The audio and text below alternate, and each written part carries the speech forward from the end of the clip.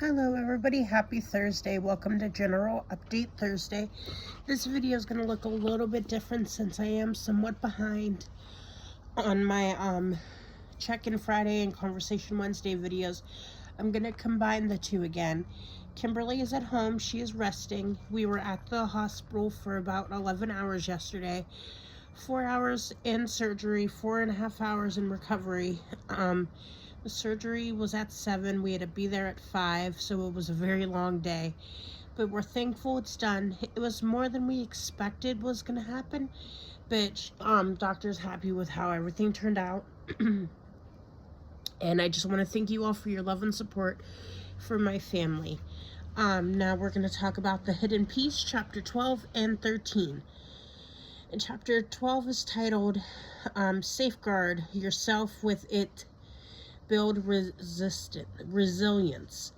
Humility can actually prevent us from experiencing humiliation. It steers us away from counting on things that will only let us down. It keeps us from giving power to things that we shouldn't. We can let go, or we can let God equip us to face them and get through them. We can allow humility to protect our hearts in the midst of inedible humiliations of life. If we lack humility, we are in a position of unguarded vulnerability to humiliation. Humility is kind of like the cold plunge, and humiliation is like the colder water pour. Humility equips us for handling difficulties. Humiliation creates panic and makes us question who we are. Humility keeps us aware of who we are in the light of who God is and builds our sense of stability. Fear plus blank concept. The author talks about this in this book. God has a way for us to deal with our fear. Humiliation equation. I fear that blank, which will cause blank some kind of pain. If I blank try to conquer my own control, strength, and power, I can escape fear and avoid pain. Ultimate results. My fear is still there and my pain continues. My efforts don't solve my issues. I am humiliated. Your humility equation. Sorry guys, I had to check on Snowball. She's out here with me. I fear that blank will cause blank some kind of pain. If I trust Jesus and blank, humility reached toward his power, strength, and control. I will be equipped to deal with my fear and pain. Ultimate result, my fear is still there and my pain continues. But humility helps me face my fear with faith in Jesus. It leads me to rely on the Spirit's power to process my pain and to get to the other side of it. I am humbled. Weakness is not our enemy. It is the perfect ingredient in the soil of humility. For Jesus to plant and cultivate his strength, we need a counselor. We need the Holy Spirit who not only gives us the gift of humility, but also empowers us to live a life of humility. It is for your benefit that I go away, because if I don't go away, the counselor will not come to you. If I go, I will send him to you. When he comes, he will convict the world about sin, righteousness, and judgment.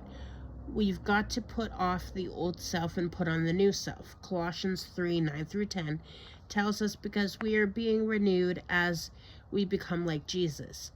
Keep choosing humility in your heart. Keep choosing the way of Jesus, his mindset, attitude, and characteristics. We can do this only in partnership with the Holy Spirit. We turn to him and he gives us the discernment, conviction, and power we need. Every moment you accept the truth from the Holy Spirit and align with him, more humility and strength is deposited into your soul. Whatever would happen, you know in your bones, God's got me. I'm going to be okay. He will get me through it. And then chapter 13 is titled, It's Meant to Be Mutual. Now, what may be acceptable for animals is, of course, totally unacceptable for humans. Why? Because humans are made in the likeness and image of God. We studied this earlier. We know how special it is to be made in God's image and the respect we have towards one another because of that. We're going to look at two perspectives in relationships, and the first one is about power and control.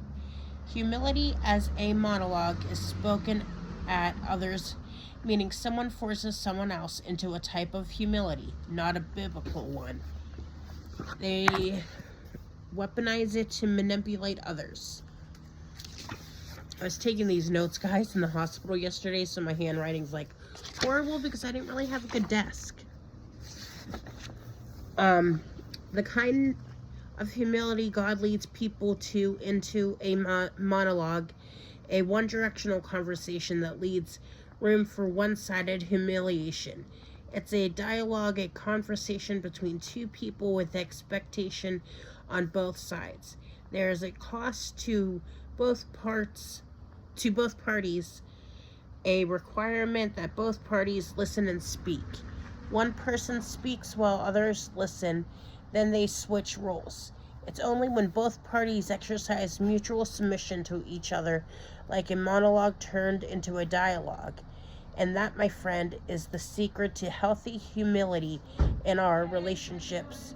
Mutual submission. 1 Thessalonians 4, 9 through 12.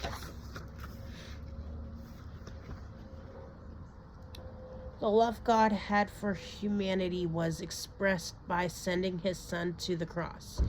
In turn, his kind of love became the model of love for the church. John 3:16, Romans 5:8, Ephesians 5:1 through 2. Humility is a central component of establishing and keeping one another relationships. Humility provokes us to give that love, and humility compels us to respond to that love. And that's it for those two chapters. Tomorrow we're going to finish this book out, chapter 14, 15, and the conclusion. Thank you all for bearing with me. Again, thank you for your prayers for my sister, and join me tomorrow. Bye, guys. Love you all.